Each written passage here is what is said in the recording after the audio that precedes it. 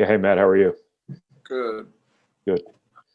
Um, Rutgers and Illinois both were a couple of the more competitive, I guess you can say, teams in the Big Ten last year in terms of the way they played, kind of the swagger they played with, the I Mhm. guess sort of aggressiveness they played with. And what do you see in your team this year that leads you to believe they'll respond to that a little bit better than they did last year?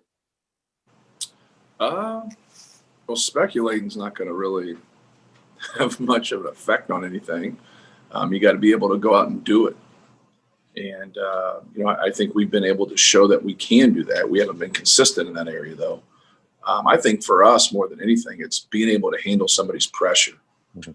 Like when you talk about competing and you talk about playing hard, um, if you're turning the ball over and you're always in transition defensively, where you're taking tough shots, against a team like this, you're going to really struggle because they already have some built-in weapons um, that are going to put you in some tough spots. Ron Harper Jr. is a very good player, um, very poised at picking his spots and being aggressive, taking what comes to him. Jacob Young is just a hard charging, tough cover, just a good player. Make a pull up, make a three, drive, try to dunk on you.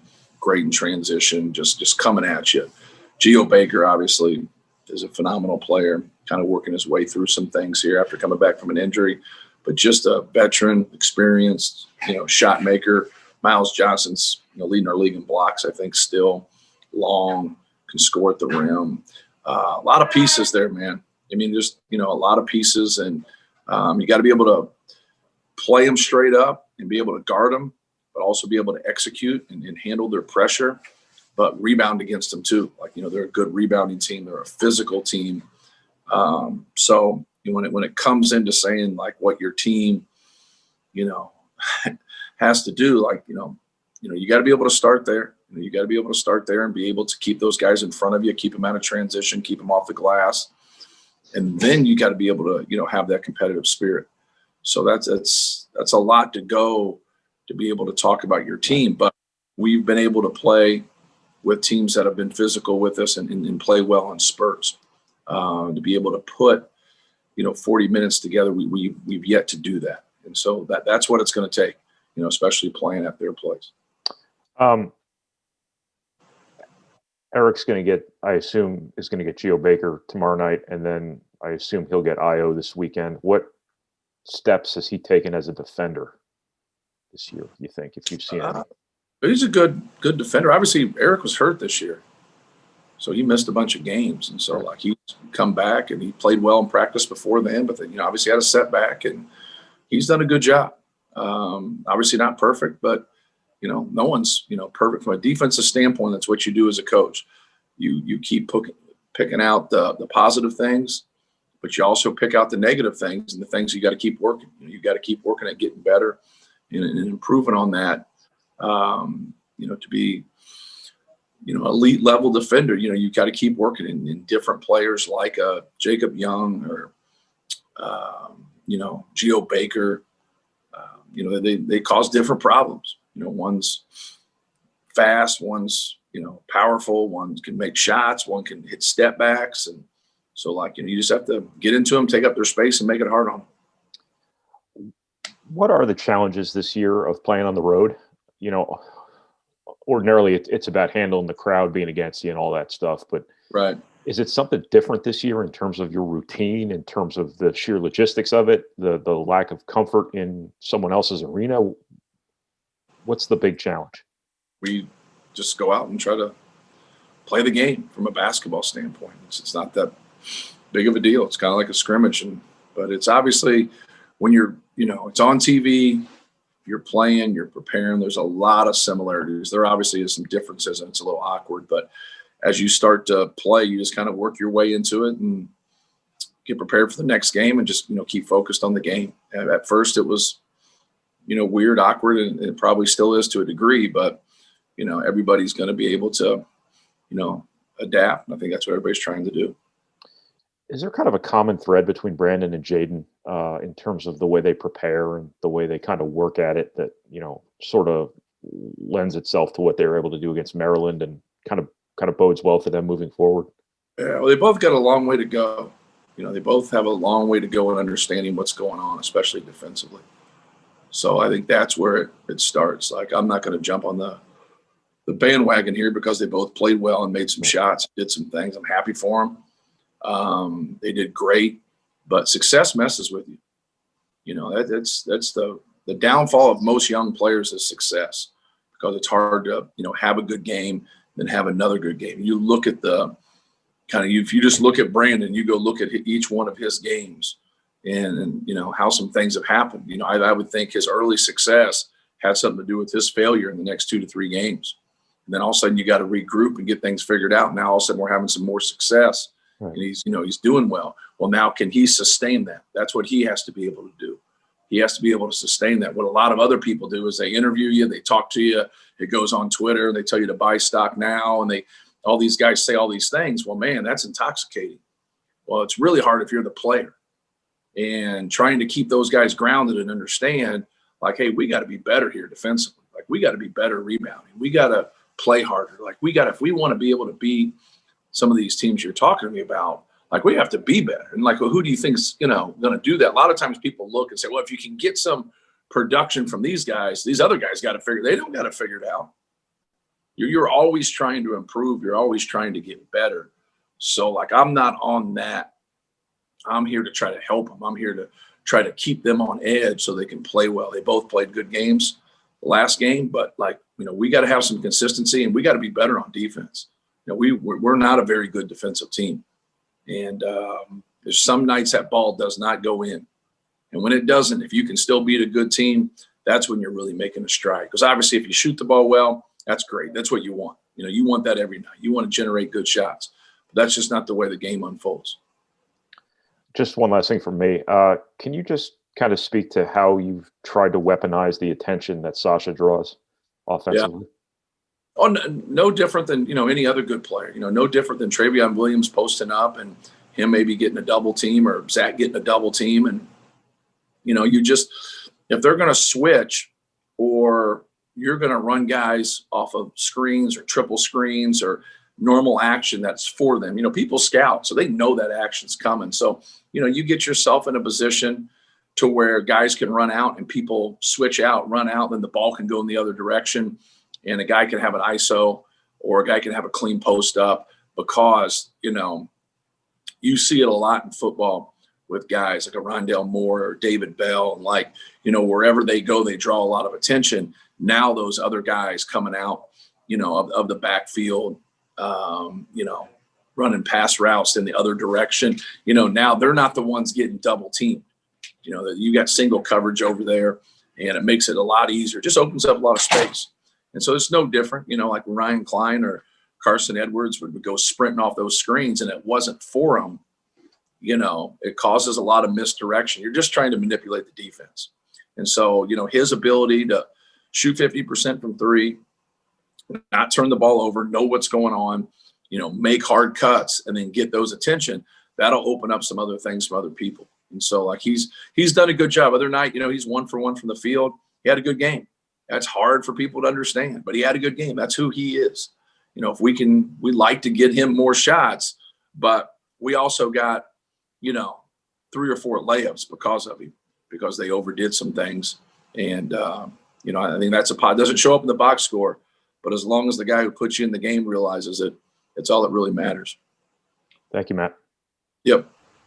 Carmen? Why aren't you where you're at? Why aren't you where you're at defensively, or why aren't you happy defensively, I guess? Because we don't have a defensive foundation, and you got to have more people on your team with a defensive foundation. So if you see a team with 8, 9, 10 guys, and you see half of them without any experience, it really, it's hard. That's a hard thing. So you're asking us to beat good teams when you have guys that are learning what's going on from a defensive standpoint. Then you have some older guys that, are average to above average defenders, and so, like, that's kind of part of it. Sometimes you have, guys that are better on one end of the court than they are the other end of the court, and it makes sense to play them because of their strengths, but then their weaknesses go along with the weaknesses of some of your youth. Like, nobody's ever walked in to our program. And like E'Twaun Moore didn't walk in here. He was a great defender. Robbie Hummel didn't walk in here and he was a great defender. Juwan Johnson didn't either. He was a good shot blocker, but he just didn't. Like, you have to build a foundation in knowing what's going on. Well, then when you play different styles of play, Rutgers is going to bring out something different than Maryland did. Okay. A lot of similarities, but there are differences. But Maryland's going to bring out something different than what Iowa did. Iowa's a lot different than Maryland. Okay. And so, like, when you play these different peoples, you got to be able to have some basic concepts and know what's going on and compete and stick to your rules and be able to play the game without fouling. But you also got to be able to adjust to the differences. And that takes a lot of experience. And the best thing a young guy can do for his benefit is play through his mistakes. The best thing you can do from your team's benefit is get a whole bunch of guys that are older that know what the hell's going on and stay connected. You see it a lot in the NBA. You see, like, why isn't this young guy playing? Like, he is talented. He doesn't know what the hell he's doing. And they want to go to the playoffs. They want to win. And the older guys on that NBA team, they want to win. And like, this guy's going to be really good, but he's not really good in any other areas, maybe besides shooting the basketball or scoring. But all those other things about the nuances in the game, well, now that's, you got to get up on that learning curve. The thing that I'm encouraged by is that our team and our younger guys especially, they're working at it and they're trying to get better and they're putting in extra time in film and they're listening in practice. So our effort in terms of our attention to detail is pretty good. But then once it gets game speed or we have to adjust on something, we've had some struggles. So, and I probably as a coach openly talk about it a little bit more than other people. People kind of camouflage their stuff, but it's a lot of the same issues that everybody goes through. That is in trying to incorporate and really morph into a team with a lot of young and older guys. Obviously we don't have any seniors on our team, but so that's why I say that. I hope I explained it to where you understood it. Sure. Yeah. Just from a rebounding standpoint, have you guys matched what you thought you would do rebounding up to this point? Yeah, but I think we can be better. Like we still, are getting 8 to 10 clips. I think if Travion Williams will hit people, he lead the nation in rebounding. And that goes back to my thing. It's like a lot of times you say, okay, this guy averages 10 rebounds. It's good. Now he can average 13. He could be just the best rebounder in the country. And so we got to get him to hit some people. Big Zach and him going down there, hitting guys every single time functionally and going to get that basketball. He's got a great knack. He had Travion had an unbelievable offensive rebound, much needed late in the game, just carved out space. And he kind of takes that approach on that offensive glass, got to get him to hit defensively. And then we got to get our guards. I think Aaron Wheeler comes off the bench now for us. He's been a guy that's, rebounded the ball well for us. Sasha's, had a couple games in there where he's rebounded the ball. Brandon had a game where he had 8 rebounds. So we're getting more of it, but we gotta keep working at it. We can get better than we are. I mean, are your guards rebounding like they're okay? Yeah, but there's still, a handful of clips out there where they're trying to do arm box outs or they're just, they're not embracing the physicality of the game, and rebounding is 100%. You do it every time. It's just determination. You do it every time. And if you get behind a play, then you just got to scrap to get the ball. Obviously with the youth, on this team, you got 3 guys, 3 juniors, but the rest of the guys are really young and going into a stretch like this where you're on the road against 2 top 25 teams. Yeah. No fans in the stands and things of that nature, but just how do you coach these guys into really competing against these 2 teams with a lot of talent? Yeah.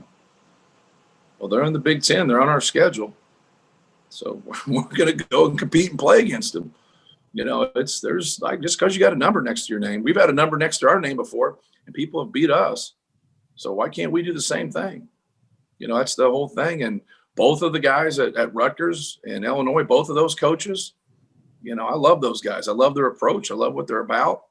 Their teams play hard. They compete. They get into you. And that's what we try to do here at Purdue. Sometimes they're better than us. Sometimes we're better than them. That's why you play the games. They got a lot of talent, both teams. But they also do a good job of getting their guys to work together and be competitive. So it's both games are a great challenge. Obviously, we're just focused on one of them right now. But we're looking forward to it. But I know they're looking forward to it too. Last thing for me, can you just talk about the improvement of the Rutgers program since they've joined the Big Ten? Yeah.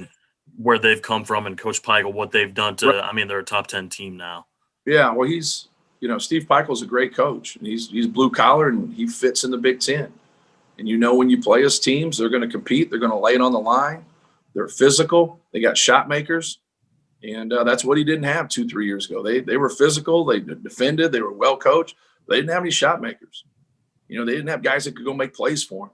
The guy, Geo Baker was there. We played him in the quarterfinals. They gave us everything that we wanted in that game. We were very fortunate. We had a great team. And but that was one of those things that popped up once every 2 to 3 weeks for them at that time. They didn't play like that offensively all the time, and now they do. And so they can get you in transition, and they can get you in the half court. They got good size. Ron Harper's one of the best players in the country. Geo Baker's coming off an injury or whatever. He's one of the best players in the country. Jacob Young can play anywhere. Jacob Young can play for anybody, anywhere. Miles Johnson would play on any team in the country. All right. So when you got a handful of cats that can play anywhere and do anything, and they play hard and they play together and they defend, now this is what you want. I don't know what year it is for him, 4th, 5th year, 5th year. Chris Foreman with the insight right there. So like when you do that, that's what you want. Like he's in year 5. If you wanted to put a plan together, what people want with their program and their new coach, here it is. And so, Rutgers has done a good job in finding themselves a great coach. They've done a great job of accumulating a team, but also playing together. They got good individual pieces, but like Ron Harper, who he was 2 years ago and who he is now, it's two different guys, 2 totally different guys. All right. Jacob Young, Miles Johnson, and that's a sign of a good program. Guys are working, guys are getting better, they're developing, but they're also tough, man. They're not out there being pretty. Like those dudes are tough, man. I got a lot of respect for them. Thanks, Coach. Appreciate it.